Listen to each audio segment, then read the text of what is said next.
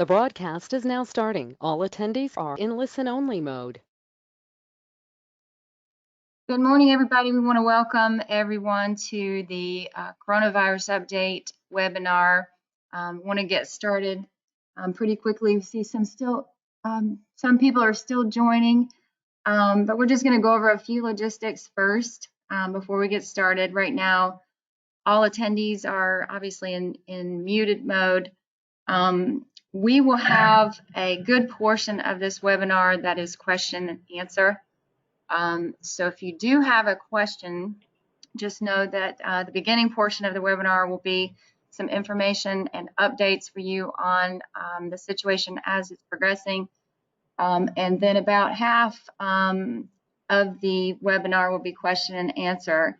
You can ask a question by raising your hand in the panel, and I can unmute you and you can ask the question to Ashley Cutno with Ogletree Deacons, or you can put your question in the question panel and we will, I will ask her that question for you so she can answer it for the whole audience.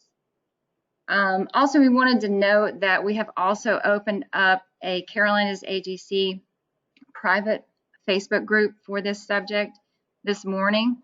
I have put the link to that in the chat panel window. If you can get to it, you can go to the Facebook page, and there are two simple questions just for our information. If you are a Carolinas AGC member, if you're in the construction industry, those are simple yes or no questions, and that will automatically allow you into the group. That way you can share information with each other, see updates through Facebook, just trying to provide any kind of channel that we can to get information out. And so with that, I will pass it over to Ashley Cutno so she can get started. She's with Ogletree Deacons, and thank you so much, Ashley, for doing this for us today. Absolutely. Well, I'm glad to offer my assistance to all of you today, and I, like everyone else, am just shocked that we are in this situation with the speed that we are in. I do want to give you all just a little bit of overview about what is going on from a legal standpoint, and I want to be able to help you guys make sure that you are doing the best for your employees, making sure we're staying legally compliant, which is becoming a challenge as our laws are changing literally by the hour. We're going to talk a little bit about the best way to communicate with your employees, the policies that are most critical for you to have at your fingertips right now. We are going to talk about what is going on in the unemployment world, and if you are forced to lay off folks, what you need to be doing in that area. We're going to talk about some wage and hour implications of work from home, of sending people home, how you can pay people when you shouldn't pay people, how that law is changing. And then I'm going to go over really some top questions that we've received from our construction clients across our firm. We are a labor and employment specialty firm with lots of construction clients, both big and small. So I have accumulated many of those questions and will be answering them for you at the end of the slide. Like Sharon said, if you would like to ask me an additional question as we're going along, you're welcome to type it into the chat screen, and I'll either answer it as we go along, or we'll try and get to them all at the end, and or I'll try and follow up with you after this is over. We are recording this presentation for you all so you can go back and listen to it or share it with other people in your offices. The one thing I'd like to start off by saying is that please do not feel alone. Every industry across the country is having all of the same concerns, problems, and anxiety that you are. So this is hitting all of the different industries. So far, it seems like construction is hanging on better than most, but we know that this will be hitting the construction industry hard soon. In some of the larger areas, we are starting to see work holds put on construction projects across the board. unless they're considered to be an essential business in that specific community. So we are starting to see those kinds of orders come out. So that is why we thought this was a very important webinar to provide for you guys today, such that you can be as prepared as possible. So the first thing we want to talk about is how to prepare the workforce and the workplace. As I'm sure you have all heard from the nightly news, the CDC has revised its guidance and is now limiting or encouraging a limitation of down to 10 employees or gatherings of any kind, and that includes employees being together if it is at all possible. So we are encouraging all employers, including our construction employers, to try and do that if possible. We're going to talk about some practices to employ on actual working job sites for how you can maybe think about doing that later in the presentation. But it does mean that you need to communicate to your employees what you're doing and what you want them to do. You need to be reviewing with your employees your sick leave policies, and you certainly need to be considering work from home arrangements if you can. I have heard several construction clients who were concerned about what it looks like if they're having their job sites continue to work, but they're sending their office employees home. My response to that is that we are in extraordinary times, and we are being encouraged by all of our federal agencies to work from home. That being said, there are some things that you can do if you think you need to keep some office staff available. You can do things like a rotating work schedule, so you have a much smaller number of people in the office with everyone else working remotely. So figure out who could work remotely and who could not, and implement those procedures. I will tell you, here at my office, I am currently in my office today, but I don't have any support staff who is here. They are all working from home. And the attorneys in my office, we're on a rotating schedule. So we are not all in the office at the same time. We are all behind closed doors, and we are no longer allowing visitors of any kind into our office, including delivery of food or anything like that, other than FedEx and essential services to keep us operational. So those are some things that you can think about. And again, we're going to talk about actual working job sites in a little bit in the program. You also most certainly need to be encouraging your sick employees to stay home. I'm going to give you some questions shortly. You are allowed to ask your employees certain high-level questions to ensure that they are well and able to be on your job site. We have also received notification this morning from the EEOC that if you want to do temperature checks on employees before they go on a job site or onto any workplace, you are allowed to do that. There is a note of caution on that, however, which is that all COVID-19 patients do not exhibit fever, and you can be symptomatic before you actually show signs. So while they are allowing you to take temperature checks of employees, you need to not think that that is an absolute that the employee is well at the time. Also, it's important for you to be continually emphasizing hygiene to your employees, avoiding touching the face, having soap and water and or hand sanitizers available, including on your job site, reminding them of cough etiquette, which is to cough into your elbow or into your shoulder.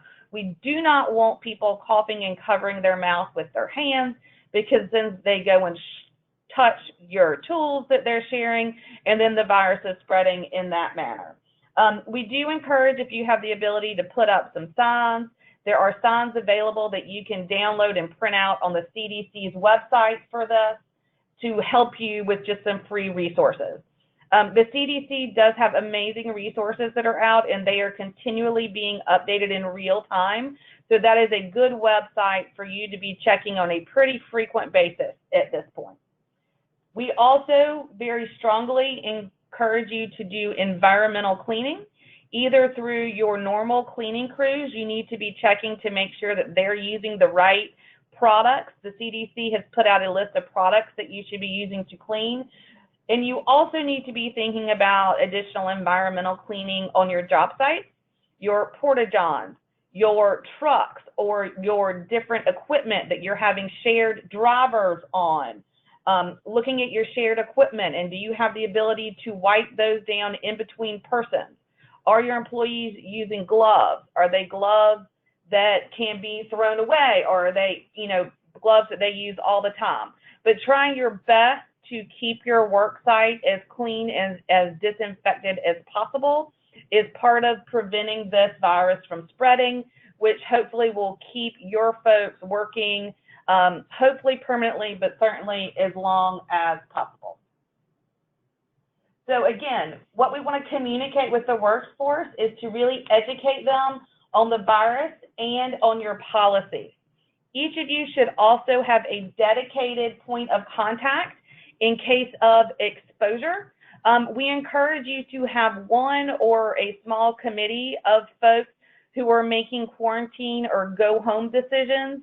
Certainly, if someone is actively showing signs, they should be immediately sent home. If they have someone in their immediate household who is showing signs of the virus, that person should be sent home, or someone with whom they have had immediate contact. But you should have someone at your workplace who is a point of contact, who is making broader decisions on these issues. You do not want individual supervisors to be making these decisions. So for example, at my husband's workplace, they had an issue where someone went to a meeting. At that meeting, an unrelated person has shown symptoms. His coworker, following the meeting where someone had symptoms, then went to 5 other meetings. So trying to figure out, okay, how far down the chain do we go as far as sending people home?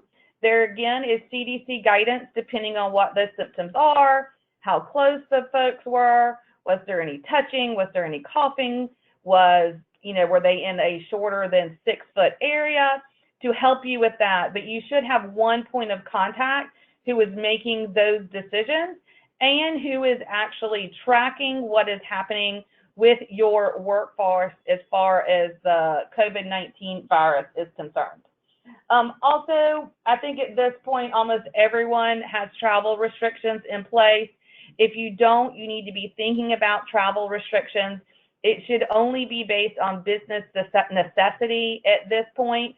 And if you are operating up and down the East Coast, you need to be aware that different locales are changing their rules. For example, we anticipate that New York City is going to go to a shelter-in-place format here soon. We certainly could see and expect other big cities may do that.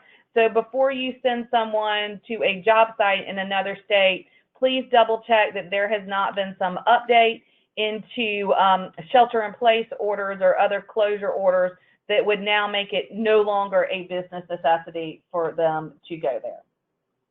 And again, you also need to be prepared with your company response if you do have an exposure at your workplace. We're going to talk about that shortly also, but you do have a duty to alert coworkers who are on the same job site, and again, in proximity with someone who was tested positive. We are not, however, going to identify the person who has tested positive. There is still a right to confidentiality in medical issues, so we are not going to identify the person, but you do say that there has been a confirmed exposure at your job site. You are then going to close that job site for at least 24 hours, and you're going to have to do top to bottom cleaning of that job site. For those of you who are talking about active on-site job sites, you may need to close for longer because your cleaning is going to be harder, and you're going to have to ensure that it is safe for those employees to come back before you allow them back into a potentially diseased area where they could be exposed to the virus. We also want to make sure we're staying up to date on our leave policies. So in this pandemic that we're in, the current advice is that we're going to follow our normal policies and apply them in the same manner that we did before this started. I'm going to say right now, because in a minute we're going to talk about the federal legislation which is pending that may alter both sick leave and FMLA depending on what the Senate does today. But in general, you're going to follow your normal PTO and sick leave policies. You should also be following your normal call-in policies procedures, which is also how you should be receiving notification if someone is showing fever. You absolutely do not want them coming to your job site to in-person report that. You want them to be calling in or texting in if that's your normal process. When we talk about requiring a doctor's note, you may still require a doctor's note if you want to. However, the CDC is strongly encouraging employers not to require a doctor's note for this reason. Our health centers are becoming overwhelmed, and we do not want to make the thing that people are in there for is waiting on a note. We want to get people quarantined as quickly as possible and use our medical facilities for patients who are in crisis conditions. So while you can still follow that policy, there's a strong guidance that you do not follow that policy unless there is a direct threat under the ADA, and we'll talk about that again in a moment. Ashley? So again, yes. I have a couple of questions maybe we can go ahead and take care of now that have popped up. When can an employee come back after exposure? So what the current guidance is it's 24 hours after your last fever. That is if you have the virus. However, if you are living with someone who has the virus, you're going to need to be in quarantine or stay home as long as that person does, because as long as someone you're living with has the active virus, you're being continually exposed. Okay. How to prevent employees that need to work from hiding, if they feel sick? So what I would encourage you to do, and we're going to go over some exact questions here at the end, but you are allowed to ask specific questions. The questions that we encourage you to ask your employees and to have your supervisors ask every day are, have you or anyone in your family been in contact with a person that has tested positive for COVID-19? Have you or anyone in your family been in contact with a person that is in the process of being tested for COVID-19? Have you or anyone in your family traveled outside of the U.S. within the last 2 weeks? Have you been medically directed to self-quarantine due to a possible exposure of COVID-19? Are you having trouble breathing, or have you had flu-like symptoms within the past 48 hours, including fever, cough, shortness of breath, sore throat, runny, stuffy nose, body aches, chills, or fatigue? And I'm glad to add those questions to the Facebook page once we get off of this call. And again, you can do fever testing. It is important for you to make your employees aware that answering those questions honestly is part of their job. And if they openly lie to you about that, then it is appropriate for you to take discipline. What you're trying to do is keep everyone safe. Thank you. One more, one more for right now, and then we'll let you continue because it's related to taking if you have somebody taking temperatures of employees, does that individual need to be certified as a healthcare tech or nurse? No, they do not have to be certified as a healthcare tech or nurse. You can take temperatures. What you need to be careful of, though, again, is that you're not being, falling into the trap that it's definitive, but no, they do not have to be. Thanks. Now, if you're going to give your supervisors a thermometer, I would really think about, and you need to know how to clean them though, right? So if you're putting a thermometer on somebody's forehead, it absolutely must be cleaned before you wipe down with a sanitary wipe, CDC wipe, before you put it on the next person's head.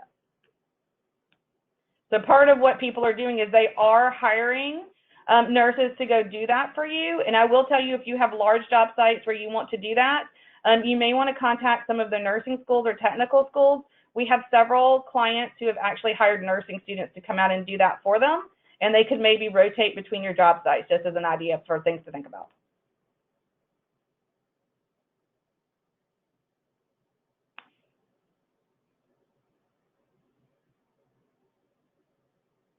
All right. One other question I'm seeing is, should all the people that came in contact with a symptomatic employee also be sent home? So that question, I think, is a little bit of a maybe. It depends on what kind of contact we're talking about. If you are talking about close contact, then the best practice answer would be yes. If you're talking about people who are on a large job site and they were not in close proximity to each other, then that answer would be no. So I think it depends on your job site and how close they were and what symptoms the person is showing. So if they just have a slight cough, that answer would probably be no. But if they're showing real signs of this virus, then your best practice would be to send folks home, or what you're risking is that you're going to have a larger spread through your workforce. So to send them home at least to see if the person who was initially the potentially infected remains fever-free for those 24 hours. All right, so the leave policies that are coming into play, FMLA, if someone has to stay home because they're sick or caring for a sick employee, if you're normally covered by FMLA, you'll still be covered here. Also, under the disability law, could this be a disability? It could be, depending on how serious the condition is. So if you're someone who has got an underlying medical condition, then they certainly could be at a higher risk and could need an accommodation. Or if you have someone who is sick, then and are actually in the hospital, then that could also become a disability depending on how sick they are. But if you have someone who just gets the virus and they're just staying home for a few days and then they come back, that is not a disability under the ADA. Workers' compensation, that is a big question we've had. Is someone who is exposed on your job site subject to workers' compensation? My answer to that is, again, a maybe. It depends on what state you're in. So for it to be coverable, it would have to be a proven exposure at work. They would have to be positive, and you have to be operating in a state where there is no exception. South Carolina does have an exception for contagious diseases. While we've not seen a case, we certainly would anticipate that this virus would fall into that exception. And North Carolina has similar law also. So we anticipate in South Carolina and North Carolina that answer is going to be a no. In other states, they may not have the same exceptions for illness. So that is where that question falls. I would encourage you, if you're unsure and you're multi-state, to maybe reach out to your normal comp carrier and make sure you understand what their advice is as far as reporting any positive COVID-19, depending on what state you're operating in. All right, we do expect that this is going to be significant. Obviously, we're already seeing that. There are going to be supply chain issues. We're already seeing significant loss of business, especially in the hospitality industry. We're looking at a downturn of the economy, and we are already seeing wage reductions, shift changes, furloughs, voluntary separations, and reductions in force that are happening here in South Carolina and North Carolina, as well as across the company. So quickly, what can you do? So you can have a wage reduction for your workers, but make sure you're looking at the state laws regarding wage payment. If you're in South Carolina, if you're going to change somebody's pay, you have to do so 7 days written notice prior to taking that action. You need to be checking your wage payment laws in each state to figure out if you have some obligation on timing or in what form that notice has to be on. Same thing, moving to fewer shifts or more shifts. Again, that is a change in wages and or their work conditions, so you should give notice as soon as possible. Again, South Carolina would be 7 days. But again, considering shift rotations is something that we encourage if you have the ability to do that. Shift rotations takes people and just spreads their work out. So maybe some are coming in at night, maybe some are coming in from 8 to 12, others are coming in from 12 to 4, so that you're able to have more spread of your employees. Same applies to subcontractors. If you have the ability to spread out your subcontractors and when they're coming on the job, that would be a good practice for you to take at the moment. We understand that that might slow down the pace of the job that you're working on, but we suggest that you think about the impact of a slowdown versus the impact of a closure.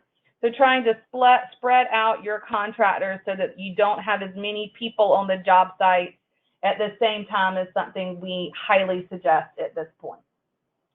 If you are going to make these kinds of changes in hours or schedules, also make sure if you're a unionized employer or you have any unionized workforce that you are looking at your collective bargaining agreement. I will tell you initially there was pushback from the unions, but overall what we have seen now is that the unions are desperately trying to work with their employers to try and keep their folks working and paid and doing the best thing for their members. So we are seeing a lot of working together in that area. Again, make sure you're looking at your state laws, and if you're going to have a large scale reduction, then we need to talk about whether or not you're subject to WARN laws, which I will do in just a second. Again, if you're going to have a mandatory furlough, the biggest point that we want you to make sure you're being aware of is make sure you're not having any disparate impact. So you cannot, for example, say, all right, people over the age of 60 are at a higher risk, I'm going to lay off all of my older folks first. That would be age discrimination still, even under this scenario. You also cannot do things like lay off people just because of the coronavirus if that's the reason you're picking them. When I say that, what I mean is in South Carolina, there is actually a pandemic retaliation law that prevents you from looking at some employees closer than others for a furlough. So for example, if you have someone who's caring for children at home because they're out of school, that cannot be the reason you choose them for the furlough. Now, that does not mean we can't have furloughs. You just need to make sure you're doing the same disparate impact analysis that you would have done in any other scenario to figure out who you're going to lay off and who you're not going to lay off. We are starting to see different clients use voluntary separation programs. Again, to do this, there are special things that you need to follow. You need to look at your benefits plan and your retirement plans. Those will guide what and how you can do a voluntary separation program. And you need to comply with the Older Workers Protection Act, which gives people a certain number of days to consider whether or not they're going to take any kind of voluntary separation program that you may choose to offer to employees if you see a long-term reduction in your business coming. Again, if you're having some kind of reduction in force, you need to make sure you analyze it and base it upon a stated business need. You need to make sure you're looking at your retirement plans and your benefits plans. Don't forget about your COBRA notification obligations in this kind of scenario. And again, make sure you're following the right policies if you choose to offer some kind of severance to your employees during a reduction in force. So I'm going to quickly go over some of the WARN issues that I want you to be thinking about if you are looking at a larger scale reduction in force. So just to remind everybody, the Federal WARN Act covers employees with 100 or more full-time employees. And a full-time employee under WARN is talking about those who work 20 hours or more per week, or who have worked for the employer for 6 months or more. It also includes employers who have 100 or more employees who work at least 4,000 hours a week combined. So WARN covers plant closures or business closures. It can also cover site closures if you have 50 or more folks losing their job within a 30-day period. So when we look at WARN, what does WARN require? It requires you to give 60 days notice to employees that a layoff is coming. Now, in this environment, it is very unlikely that you're going to have 60 days notice to be able to give to your employees, but we suggest you consider doing the best you can to limit any potential liability that you may have if you're talking about a large-scale layoff. Again, the layoff has to last for a 6-month period of time. However, there's a look-back period. So if you lay off a small number of people this week, and then another small number next week, and then a large number the third week, all of those numbers get combined for your WARN notification. I've got some slides up here, and again, I will post these slides to the Facebook page, or you can print them out. What I will tell you though, and the reason I'm going to flip over a lot of the WARN notifications right now, is because I want you to remember it does not apply to everyone. These are the qualifying employer numbers that are on the screen right now. I do also want you to remember though, there are some states that have what we call mini WARN notifications. That changes the requirement. In the Southeast, the only state who has a mini WARN is Tennessee. So South Carolina and North Carolina do not have mini WARN, Tennessee does. Tennessee reduces the number of employees you have to be subject to mini WARN to 50. So if you have layoffs in Tennessee, please make sure you're paying attention to the Tennessee mini WARN law. One other thing I want you to be aware of, though, there are exceptions to WARN. Exceptions are unforeseeable business circumstances. Again, there's no case law or any definitive guidance to tell us if this COVID-19 is an unforeseeable business circumstance. I will tell you that we anticipate this exception will go into place before it's all over, but better safe than sorry. Also, when you look at the natural disaster exception, so we have heard President Trump say he is considering declaring COVID-19 to be a natural disaster. He has not done so yet. If he declares it a natural disaster, he will free up more resources and it will relieve employers from some employment laws, WARN being the main one. Where they have a little hiccup is in the past, and when you look at the actual definition of natural disaster under the law, it is really intended and was designed for earthquakes, hurricanes, tornadoes. We have never seen it applied to a situation like we're in now, but we do know that it is under active consideration that they are going to declare this to be a natural emergency and a natural disaster, which again will remove these WARN requirements and will change some other aspects of your obligation. All right, so 3 things we want to remember. So when we're talking about employment loss, again, this is still under WARN. We were talking about layoffs exceeding 6 months, reductions in hours to less than 50%. That is what we're really talking about. So now let's move over to our wage and hour considerations. So there are 2 primary things that we're seeing. Employees instructed not to work from home for several reasons. Maybe they're non-exempt and you just don't have any work for them to do.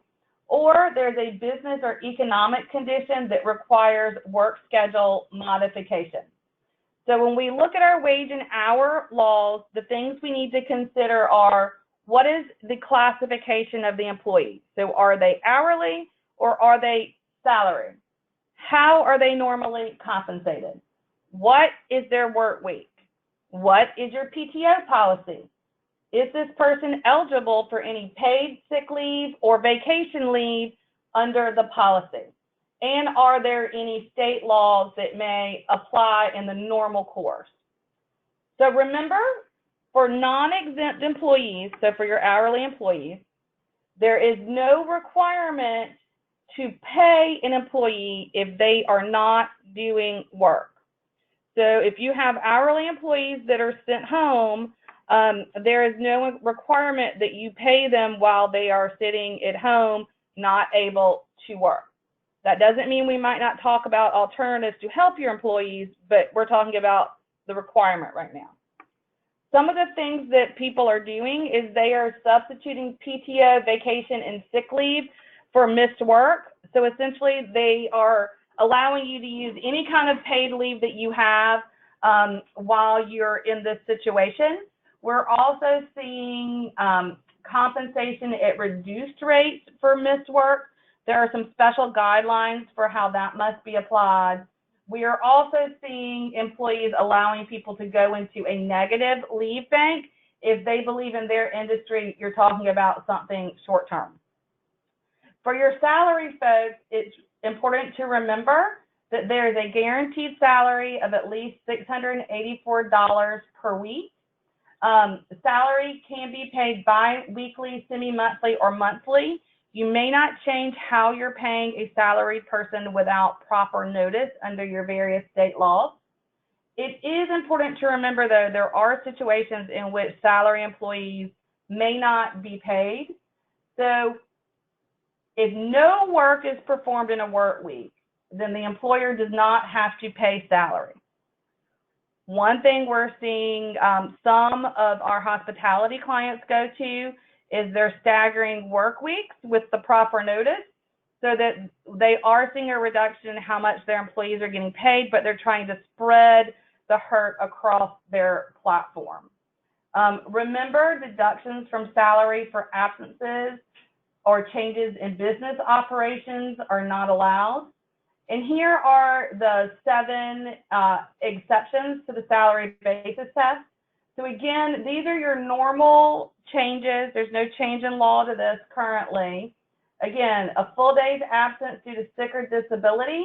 If your policy allows you to take some other form of leave for that, then you can reduce, but they'll be getting their sick leave or vacation pay. So it's not that they're not paid, it's just being paid out of a different bucket. That is your normal process that you're using now. So these are your different offsets, but the 2 in red at the top are the ones that we are seeing most often under the COVID-19 scenario. So when we're talking about our definitions here, we're going to start talking about some questions. And so I want to go over some definitions real quick before I get into our questions. So symptomatic is they have a fever over 100.4, a cough or difficulty breathing. Asymptomatic is not exhibiting symptoms of COVID-19, but they've had exposure through a close contact. Close contact is defined as being within approximately 6 feet of a COVID-19 person for a prolonged period. We're talking about living with someone, visiting someone, sharing a waiting room, sitting in a meeting, or having direct contact with infectious secretions. So somebody coughs on you. These are coming straight from the CDC again. So that is where we are getting these scenarios, or these definitions, I'm sorry. All right, so I'm going to go into a couple of questions now that we are having most often. So as far as travel, again, can an employer forbid business-related travel to any affected area? Yes, but you cannot ban travel based on any protected category. So you cannot, for example, allow all men to travel, but not women. So yes, you can forbid business travel, and we encourage you to do so, and only be business essential travel. And by that, we really mean the definition of essential. All right. Can an employer require employees to go on a business trip to an affected area despite the employee's concerns over the virus? That answer is maybe. It depends on where you're asking them to go, and you need to be sure that it is a true business necessity for them to travel to any area. You will need to also check the CDC website. You may not send someone to an area that is a level 3 or 4. You can send someone to a level 2 area, which is what most but not all of the U.S. is right now. We do have a couple of hot spots that are, of course, level 3 or 4.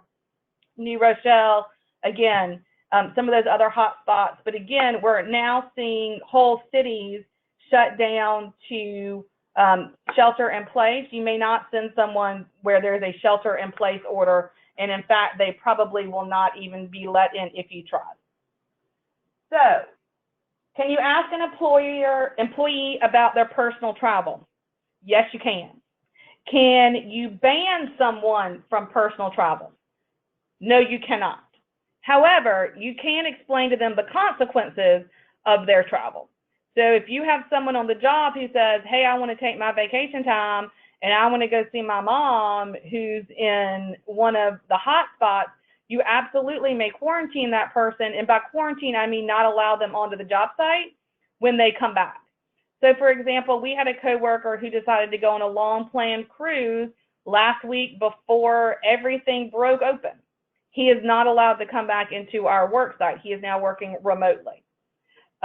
May an employer require an employee returning from travel to work from home? Yes, you may. Does this apply to subs on my job site? It does. You can make all of your subs follow the same rules that we're asking your own employees to follow. What you want to make sure you're doing is making your subs actually responsible for it, though, so that we're trying to avoid a joint employer argument down the road. So have your sub supervisors be in charge of your subs employees or vice versa. Now, if you're going to have someone taking temperatures at the door, I think it is okay for you to take their temperature, but I would have your sub supervisor asking them the actual questions that we went over a little while ago. All right. May an employer who was away require employees to undergo a medical fitness for duty exam or provide a doctor's note before returning to work? Again, this answer is yes, you may, but the CDC is urging us not to do that due to the burden on the health system. One exception you may want to think about is if there is a direct threat scenario under the ADA. So that is someone who does have an underlying condition. That is where you may want to require someone to come back to work and have a doctor's note. Also, if you have an employee who is under those scenarios, who does not feel comfortable coming to the job site, that would be an ADA accommodation. My father is retired now. However, he is 70 years old and he has a severe underlying respiratory condition. My father should not be leaving his home under any circumstances. And if he was still working, he would have an ADA accommodation. And that is the kind of person who, if you know about it, that is a direct threat scenario to that person. So if they ask for an accommodation, you should grant that accommodation, which can be a leave or a work from home scenario. Again, does this apply to your subs on your job site? It does, for all the same reasons. Because it's important to remember, guys, that under OSHA, you have a general duty to provide a safe work site to both your own employees and to the subs who are on your job site, which is why all of this is going to be applicable to both. So, again, these are some of the common questions that we see. May an employer send an employee home who is exhibiting symptoms of COVID-19? Yes, you may. Again, they need to be fever-free for 24 hours before they come back to the job site. May an employer send an employee who has had close contact with someone who has had COVID-19 home? Yes. If the employee lives with, is an intimate partner of, or is to a caregiver of someone with COVID-19, you may send them home. Again, this also applies to subs on your job site.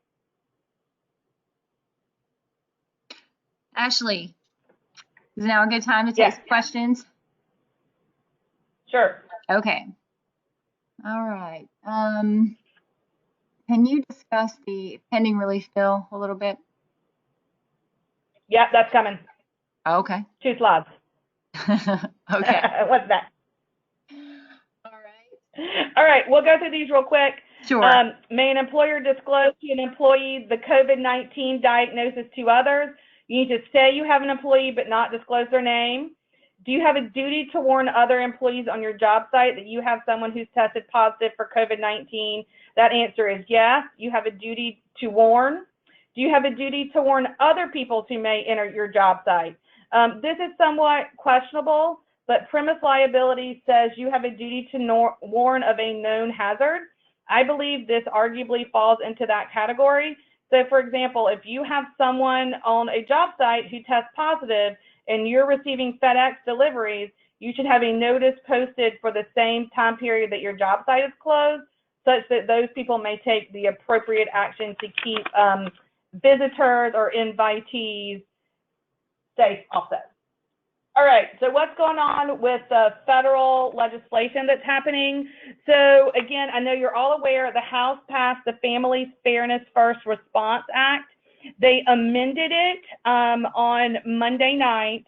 So what this bill is doing, it is a $100 billion bill.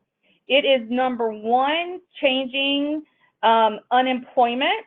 So what it is doing is it provides $100 billion to the states for additional unemployment relief. This is critical, and we're going to talk about it in just a second. To receive the money, the states have to loosen their requirements for unemployment. So we are seeing almost every state change their unemployment rules, and those that have not yet changed them are in the process of doing so to allow unemployment to be easier to receive.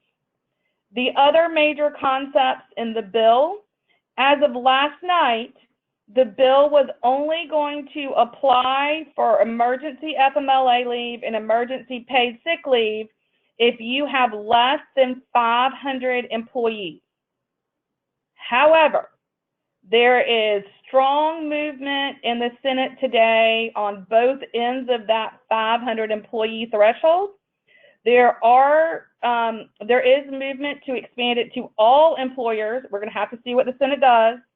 There is also some movement to have an exception if you have less than 50 employers. What they're talking about is emergency FMLA leave. They have reduced what they're talking about.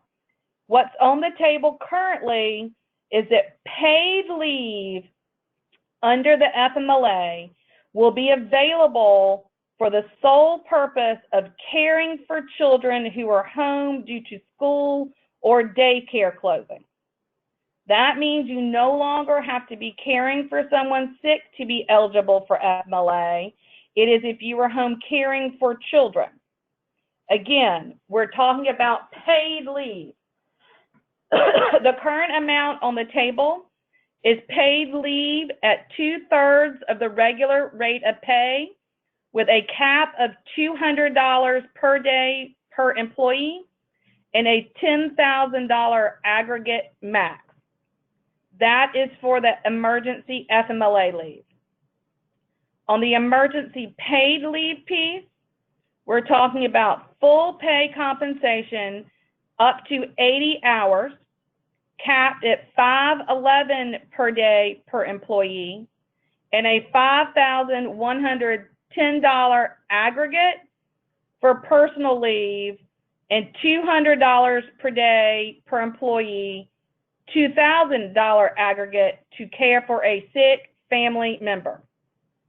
So again, emergency paid leave for FMLA to care for a child at home due to school closures, and emergency paid sick leave if you are sick or if you are taking care of someone else who is sick. Different amounts depending on the type of sickness. There is strong pushback in the Senate because of the impact this may have on small business. There is great concern that this could cause small businesses to go under, which is the last thing anybody wants to do.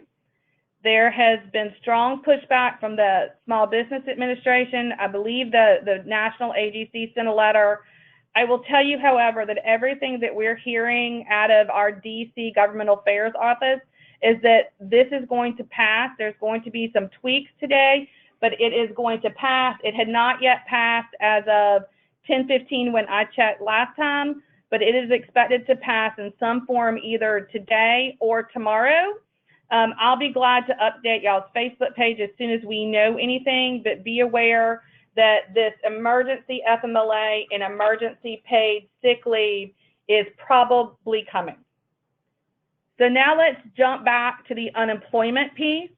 I've pulled the states closest to us and wanted to give you guys a brief update on what that looks like. So we have seen changes in Georgia. In Georgia, there is no waiting week to receive unemployment normally. In Georgia, the emergency bill, which you can find on their unemployment site, now requires employers to file partial claims on behalf of their employees if hours are reduced. It also requires employers to file notifications if there's going to be a shutdown of up to 6 weeks unless special permission is granted. In North Carolina, the governor issued an executive order yesterday. The changes in North Carolina, there is now a waiver of the 1 week waiting period for your workers. It removes the requirement that workers actively look for another job while receiving benefits for a certain period of time. It allows employees whose hours are reduced to seek unemployment benefits. It allows applicants to apply over the phone versus in-person interviews. And they are not going to hold employers responsible under the normal insurance policy. In South Carolina, we have not seen an executive action yet. We do know that Governor McMaster is working on that with the Department of Employment and Workforce. We anticipate that there is going to be a waiver of the 1 week period and other things similar to what we've seen in North Carolina. They have announced that they believe that more than 20% of the workforce is going to need unemployment. It will cover employees whose hours are reduced by at least 20%. South Carolina also plans to invoke the natural disaster provision of the law. So again, it will not be charged against an employer's account. I will tell you on a call that we were all on yesterday, what the Department of told us was that charge against your account will not be made if they can link it to COVID-19. So if you give a layoff notice to someone, I strongly encourage you to put in there the reason and link it directly to COVID-19 so there's no question. Currently in South Carolina, 80% of the claims that they're seeing are coming from the hospitality industry. Right now, when a person files a claim, they're able to start payment within 2 to 3 weeks in South Carolina, so they're staying on top of it. As of this morning, Tennessee had not yet passed guidance, but again, we know from our contacts that they are working on it.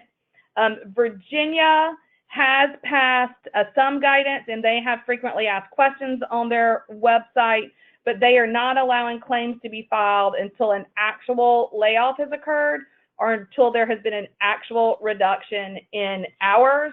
We are expecting some additional things to come out of Virginia also.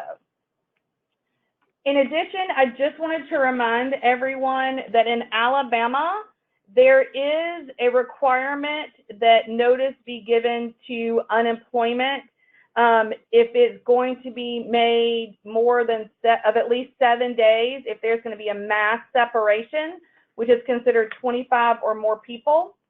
Georgia requires you to fax a form 402 402A or 404 within 48 hours of any layoff of 25 or more employees to the DOL.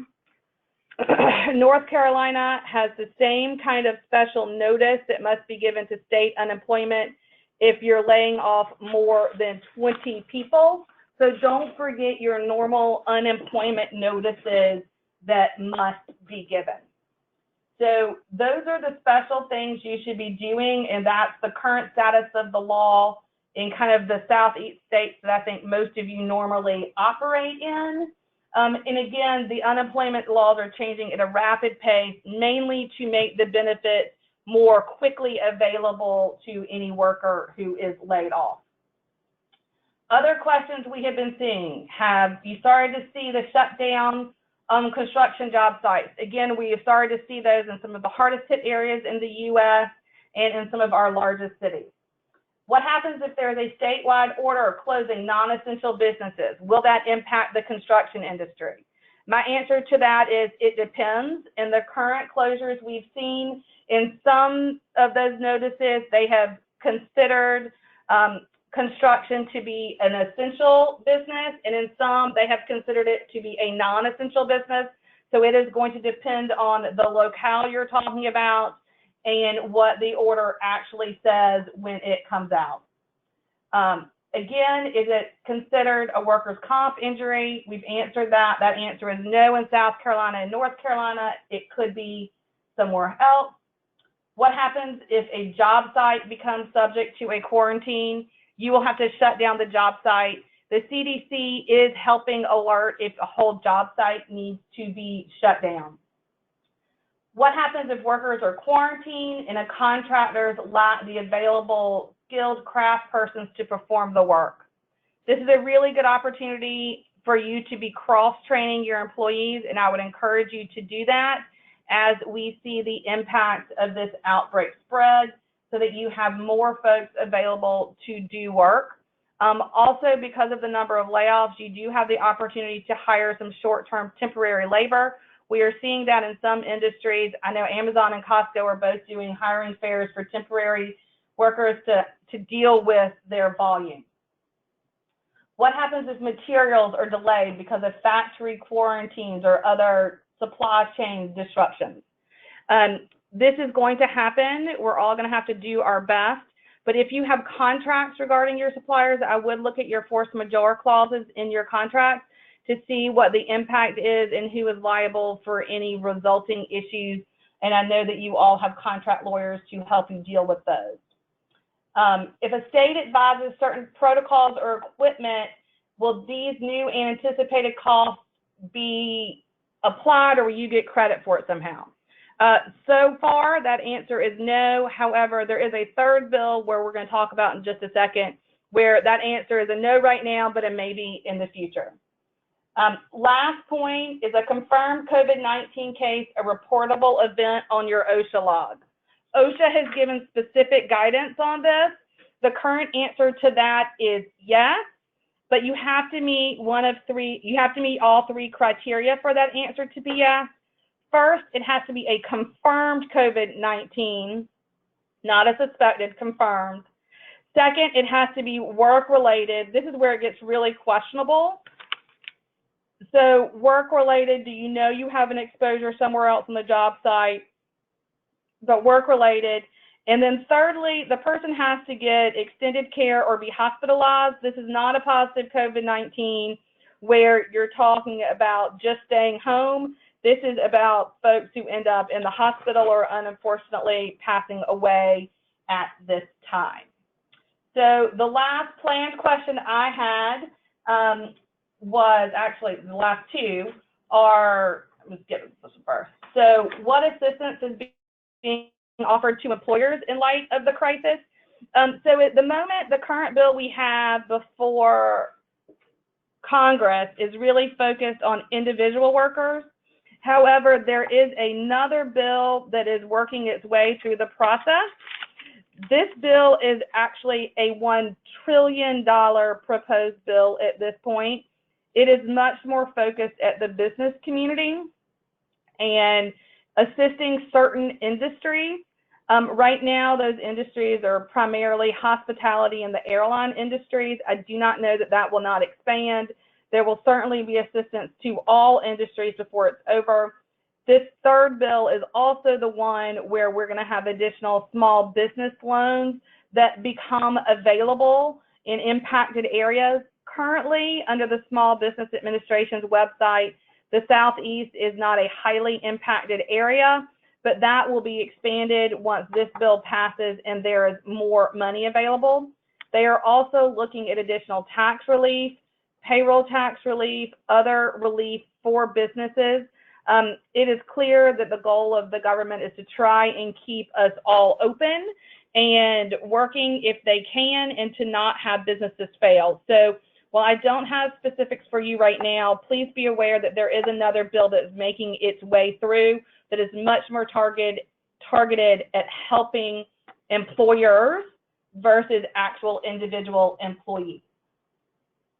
All right, so the last question that I had planned, and we are just running over time, but I want to make sure we go over this last one, is what are the best practices for construction job sites? We have talked about most of this through the webinar, but I just wanted to sum it up with these points. First, please encourage personal responsibility. It is critical that individuals not report to work while they are experiencing any of the identified symptoms of COVID-19. If you have an individual who is experiencing symptoms, please send them to get medical attention. We must all be practicing social distancing at this point.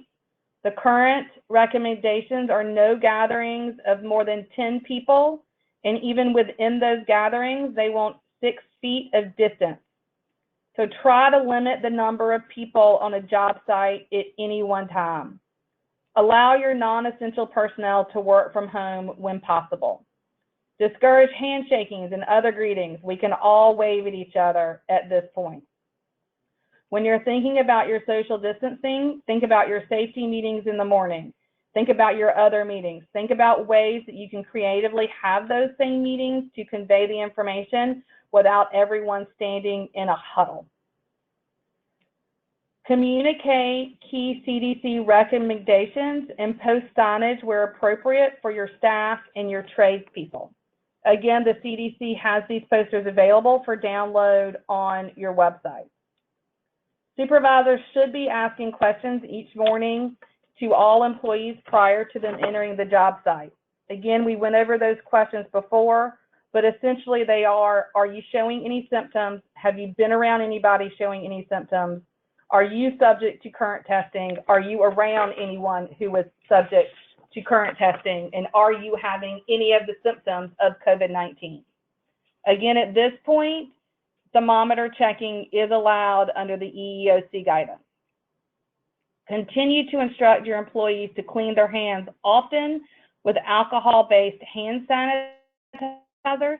That means it needs to have 60 to 95% alcohol, and wash their hands with soap and water for at least 20 seconds. As an employer, you should be providing soap and water and or alcohol-based rubs in the work site, including on your job site. Do not allow employees to congregate during lunch. To the best extent possible, try and prohibit the sharing of tools and or supply cleaning products to clean the tools in between individual use. Do not share PPE.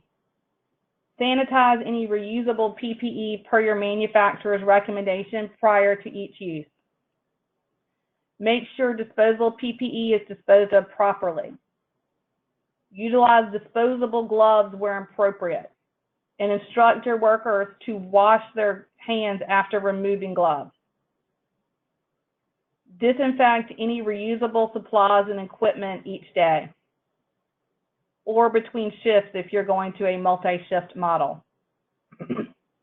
Make sure you're identifying specific locations for your trash, like your hand towels that may be used, use food containers, or anything that people are touching, so that we can make sure that trash isn't left around that someone else is going to have to pick up.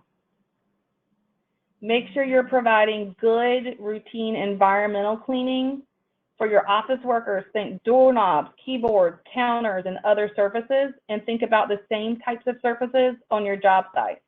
Think handles to motorized vehicles, steering wheels, the gear shift, the things that people are touching with their hands. We suggest you remove all common water coolers and either provide individual water bottles or instruct workers to bring their own from home. We also encourage you to ask your workers to change clothes prior to arriving home to try and keep any spread away from any family members at home if they are infected at the workplace. Try not to stack your trades if possible. And again, don't forget about your porta potties and requesting additional sanitation in that area when necessary.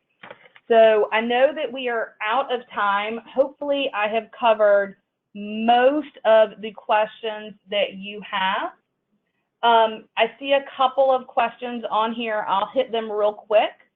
So the sick leave requirements in the federal bill, yes.